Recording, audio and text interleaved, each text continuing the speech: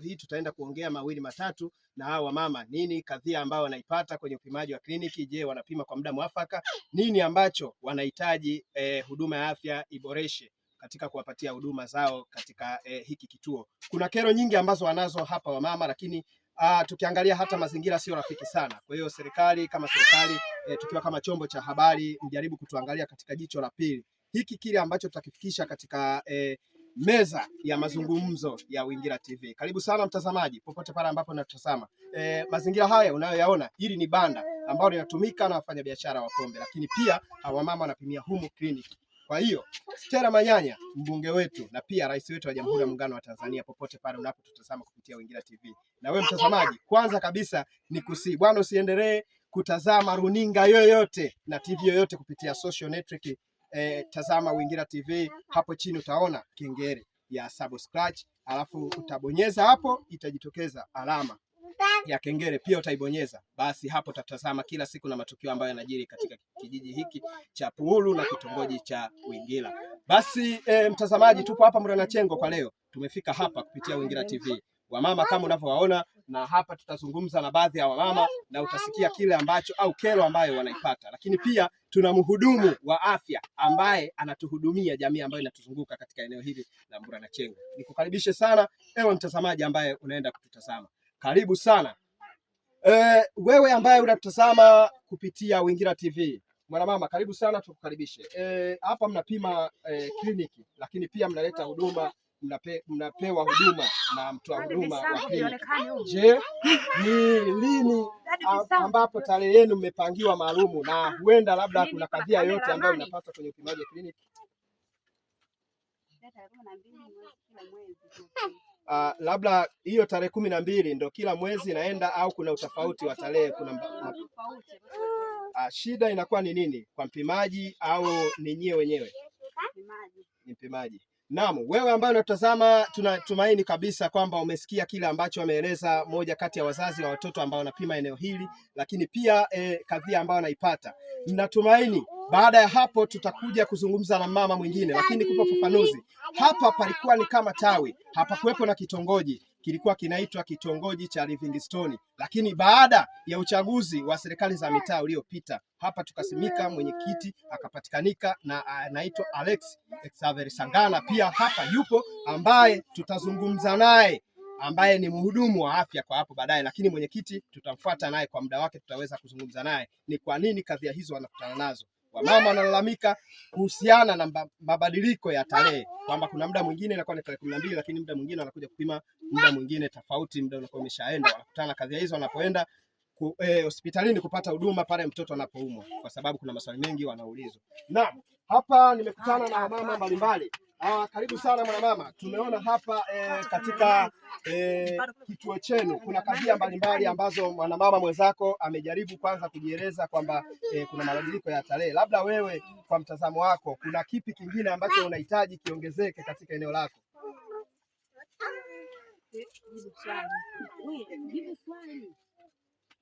Tunahitaji tupate huduma kwa wakati.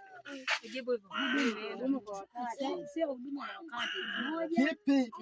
Yaani mahala mnapopimia. Kipi kwanza, kwa sababu tumeona mazingira. Kwanza banda ni chafu, halafu pili tunaona kwamba mnalalamika tarehe zinabadilika. Sasa hatujajua ni sababu zipi, kwa nini mnakihitaji? Na walezi. Kitu cha kwanza ndio hicho. Unahitaji banda la kutumia. Yes, mtazamaji wa Uwingira TV, tunaona mwanamama ameshindwa kujieleza. Naam, tunarukia kwa mwanamama mwingine. Karibu sana mwanamama. Tunaomba kwanza uweze kutueleza kazi ambazo mnakutana nazo na mazingira haya ya Mwanachengo. Asante. Karibu sana mwanamama. Moja kwa moja uko live kupitia Uwingira TV. Ukiingia YouTube kule utatutazama, ukiingia Facebook utatutazama, na pia mitandao mingine ya kijamii utatutazama. Kote hata nje ya nchi utatutazama. Hata ukiwa na simu kubwa nyumbani utaenda kujitazama wewe mwenyewe. Karibu sana kupitia Uwingira TV. Nini kazi nyingi unakutana nazo?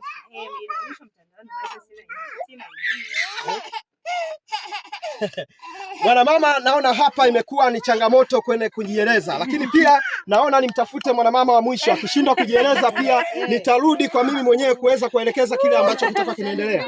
Asante sana mwanamama. Tumeona hapa umempima mtoto wako na umembeba mgongoni, tayari uko tayari kwa kurudi.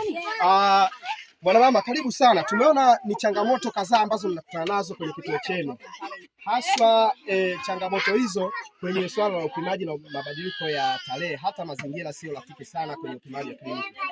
Labda mnashauri nini kwenye uongozi wenu, nini wafanyie ili muweze kupima kwa muda mwafaka? Cha kwanza tuwekee huduma yani kamilike, mazingira hayalizishi kwa ujumla. Inabidi tupate sehemu sahihi ya kufanyia huduma zetu kwa ajili ya afya njema ya watoto wetu. Vitendea kazi hakuna hafifu. Kwa hiyo serikali kama inatuona kwa jicho la nne, itotoe vitendea kazi ili tukija hapo watoto wetu tupate huduma nzuri kutokana na afya yenyewe ilivyo. Serikali Samia anasema afya kwanza. Kwa hiyo tupate vitendea kazi vilivyokamilika na wahudumu wetu au waliokamilika, tupate vitu ambavyo vinastahili kwa wakati sahihi. Asante sana mtazamaji, kama ulivyo msikiliza huyu mwanamama. Lakini samahani, tulikuhoji na tuliongea na wewe, lakini hatujajua majina yako. Kwa majina unaitwa nani? Michael.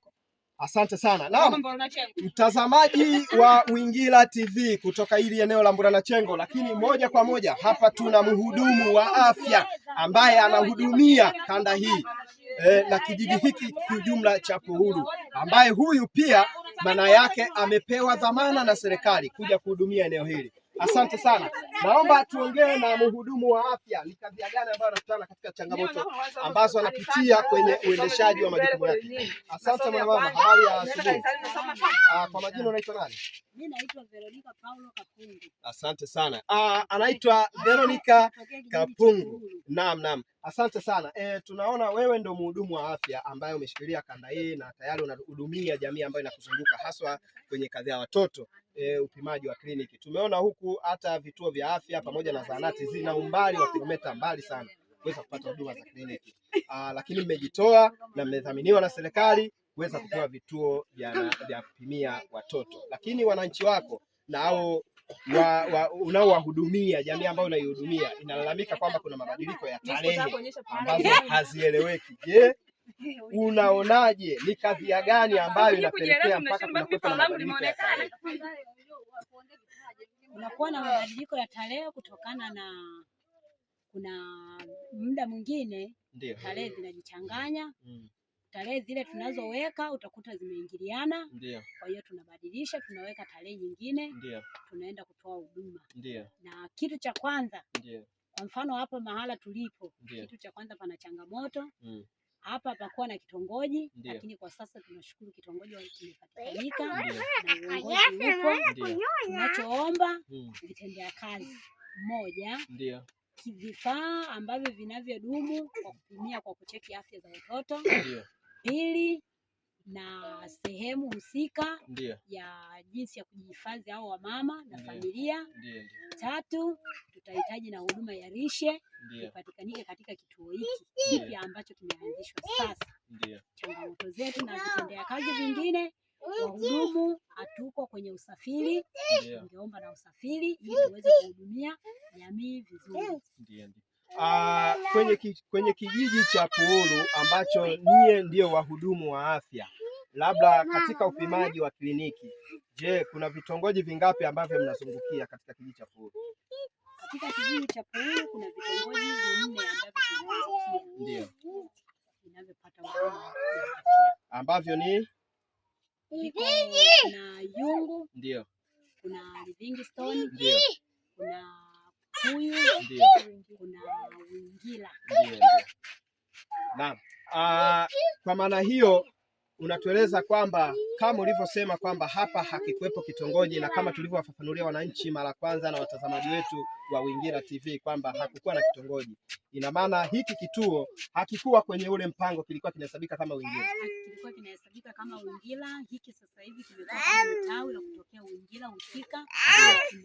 Kimefanyika kama ni tawi, kwa hiyo sasa tunaita sasa kama ni kitongoji cha Uwingira. Wewe ndio unayejua afya za watoto ambao wanakuja kupima.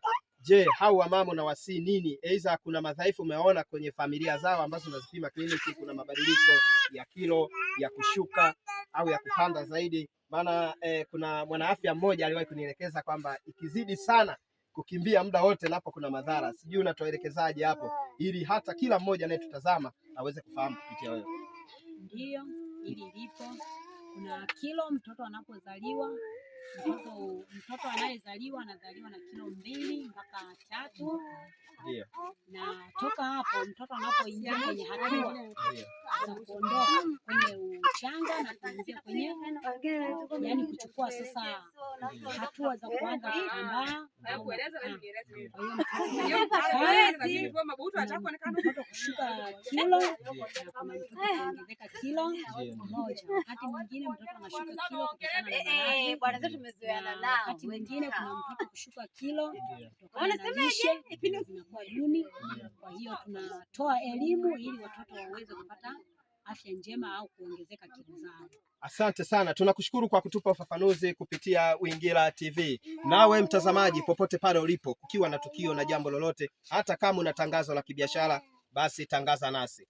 Tutakutengenezea tangazo, liwe bango na liwe tangazo la video, pia tutakutengenezea bure. Hata la audio pia tutakutengenezea bure, utalisikiliza mbele ya spika zako. Lakini pia nirudi kwa mhudumu wa afya, labda kama kuna nyongeza yoyote juu ya maswali tuliyokuuliza.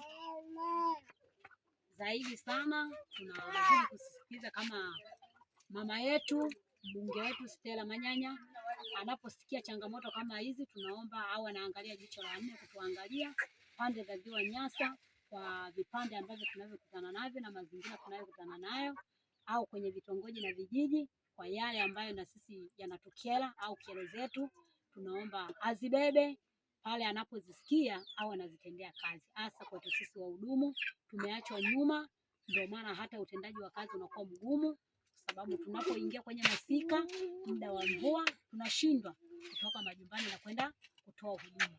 Kwa hiyo tunakutana na changamoto kama hizo. Tunaomba na usafiri watufikirie, na kama tukiwa wahudumu tunaomba watufikirie kwa hayo yote tunayotoa kero zetu au hayo tunayolalamika juu ya uhudumu wa afya kwenye nafasi hiyo. Kwa hiyo tunaomba kwenye ngazi ya sheria nayo tufikirie, tuangalie. Asante sana mtazamaji popote pale ulipo. Tunawashukuru wote walioshiriki ambao tumefanya nao mahojiano. Tunashukuru kwa maelezo ya mtoa huduma wa afya, lakini pia mbunge popote pale ulipo, tunajua wewe mama ni msikivu, utasikia kilio cha wananchi na utasikia kilio cha mhudumu wa afya, utatekelezea kile ambacho tunakihitaji. Basi mtazamaji, ni sina la ziada. Ulikuwa na mimi mtangazaji wako Isa Swile Mwasampeta kupitia Uwingira TV. Endelea kutufuatilia kwenye Jambo Baki Nyumbani. Inapofikia saa 10 tunakuwa hewani live moja kwa moja. Asante.